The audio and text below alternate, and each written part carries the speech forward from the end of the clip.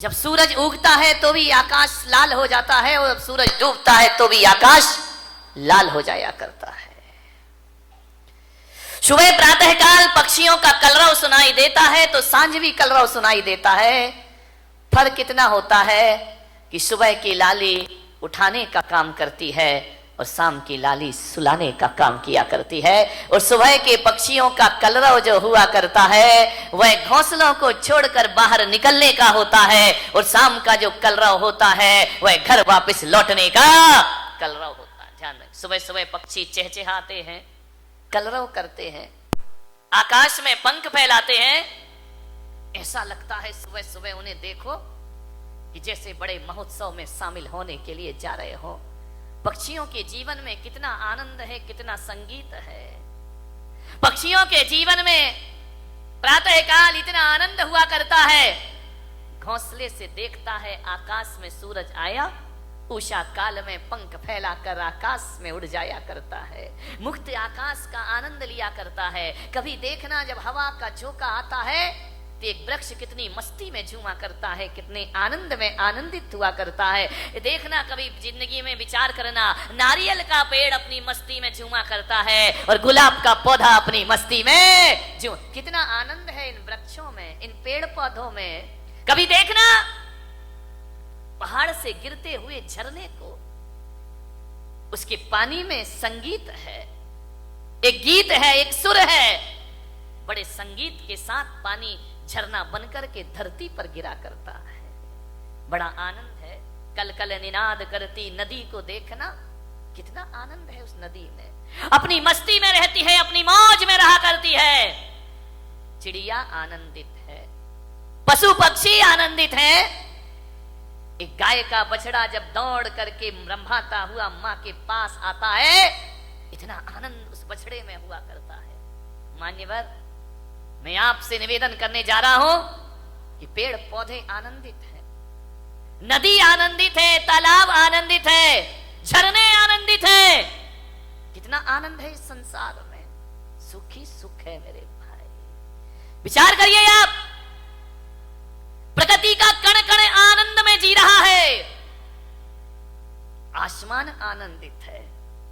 जब रात होती है ना तो हजारों सितारों को आसमान लेकर धरती पर अपना सौंदर्य का रूप दिखाया करता है, आकाश में चंद्रमा चमका करता है। ध्यान रखिए, ज्यों ज्यों रात गहरी होती है आकाश का सौंदर्य बढ़ते चला जाता है, बढ़ते चला जाता है। आकाश आनंदित है, धरती आनंदित है, नदियां आनंदित है, पेड़ पौधे आनंद में जी रहे हैं, पशु पक्षियों के जीवन में आनंद है। अफसोस है आदमी के चेहरे पर आनंद दिखाई नहीं दिया। आदमी क्यों निराश है, आदमी क्यों उदास है, आदमी को ऐसा क्या हो गया है? एक चींटी भी जीना चाहती है, एक नासमझ जानवर भी जीना चाहता है, पर आदमी को क्या हो गया?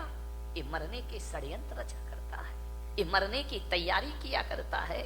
आज तक किसी जानवर के मुख से ना सुना होगा कि हे भगवान हमें उठा ले, लेकिन आदमी के मुख से तो कई बार सुना है कि अब इस जिंदगी को जिया नहीं जाता, हे भगवान मुझे इस जीवन से उठा ले, इस जीवन से मुक्ति दे दे।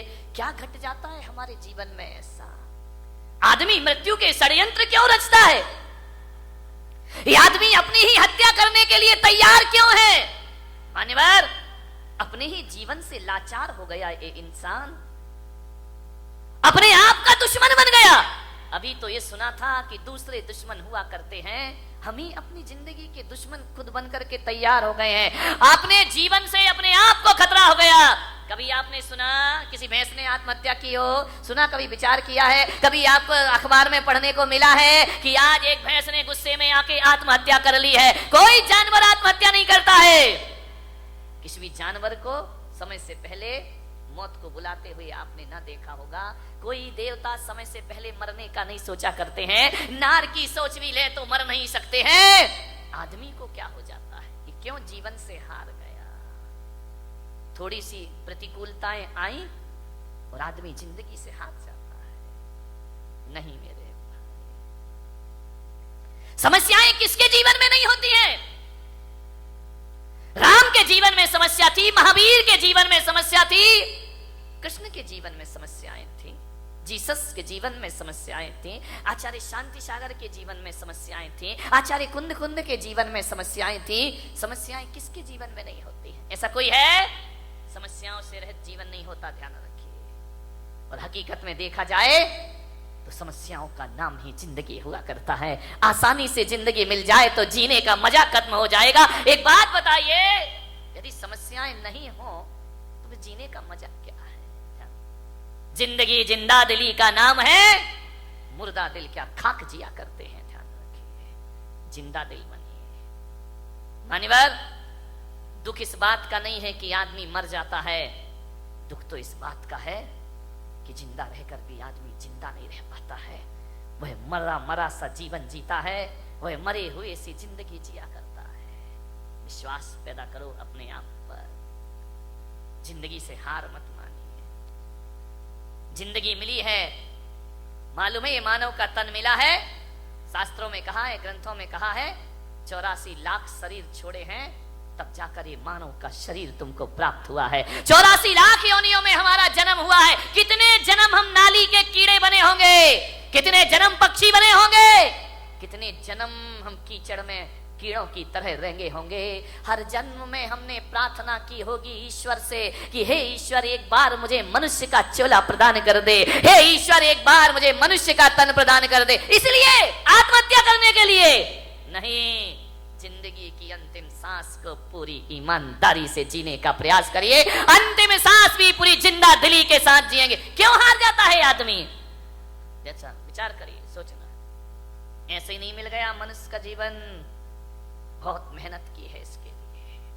मनुष्य का जीवन मिला, ऊंचा कुल मिला, अच्छी खानदान मिली, दिमाग मिला, बुद्धि मिला, शरीर मिला, फिर भी इस जिंदगी से हाथ धोते हो आप। अब तो घबरा के कहते हैं कि मर जाएंगे, अब तो घबरा के कहते हैं कि मर जाएंगे। और मरकर भी घबरा गए तो फिर बताओ अब किधर जाएंगे? दूसरा हमारे पास कोई रास्ता है नहीं। जिंदगी मिली है, अच्छे से जियो, तरीके से जियो, सलीके से जियो। बहुत कम जीवन मिला है, इसे उदासियों में मत गुजारिए। जिंदगी भीख में नहीं मिलती, जिंदगी बढ़ के छीनी जाती है। जिंदगी भीख में नहीं मिलती, जिंदगी बढ़ के छीनी जाती है। अपना हक संग दिल जमाने से छीन पाओ तो कोई बात बने।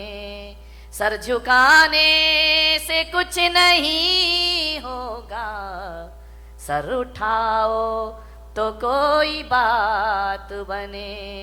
पहुंचे करे अश्क अपनी आंखों के, मुस्कुराओ तो कोई बात बने।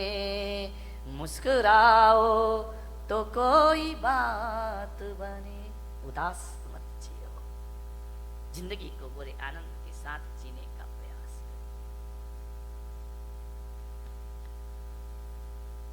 विपत्तियां, संकट, दुख किसके जीवन में नहीं आते? सबके जीवन में आते हैं।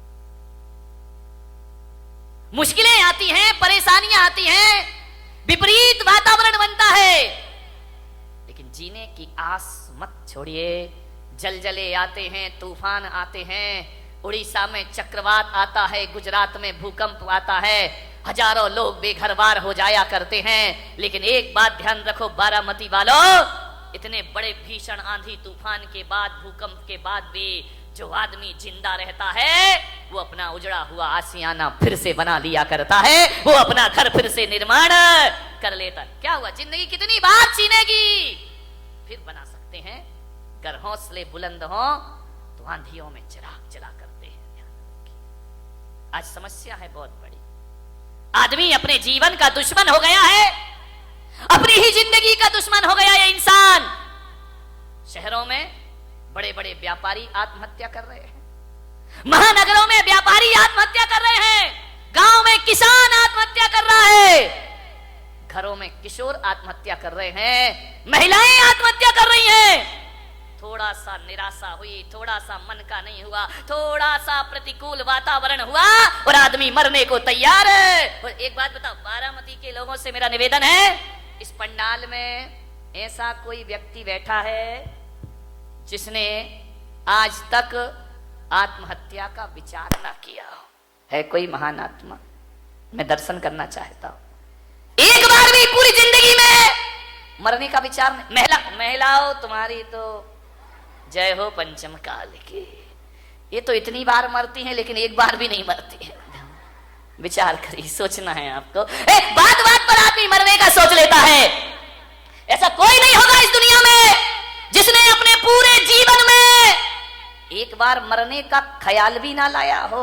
मर नहीं सका वो बात अलग है, लेकिन मरने का ख्याल तो सबके भीतर आ जाता है। थोड़ा सा मन का नहीं हुआ, मैं महिलाओं का तो नहीं, यहाँ की महिलाओं की बात नहीं कर रहा हूं।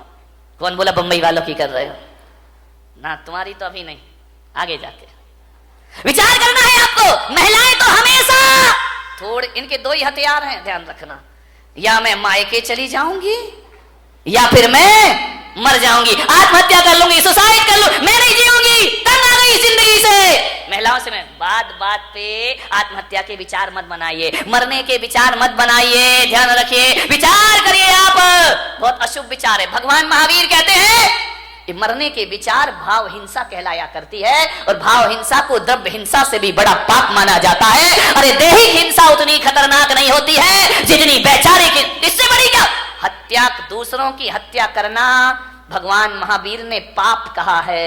एक इंद्रिय जीव को भी मारना भगवान महावीर ने पाप कहा है। अरे एक बात याद रखना, मेरे महावीर कहा करते हैं, अरे दूसरों की हत्या करना पाप है लेकिन अपने आप की हत्या करना महापाप हुआ करता है। इससे बड़ा दूसरा कोई पाप? दूसरों की हत्या करना तो पाप ही है, अपनी करना महापाप हुआ करता है। इसलिए भगवान महावीर ने एक प्यारा सा सूत्र दिया है। भगवान महावीर ने 4 शब्द इस इंसान को दिए हैं। अरे वो 4 शब्द नहीं, 4 वेद हुआ करते हैं, वो 4 आर्य सत्य हुआ करते हैं, वो महावीर के 4 शब्द।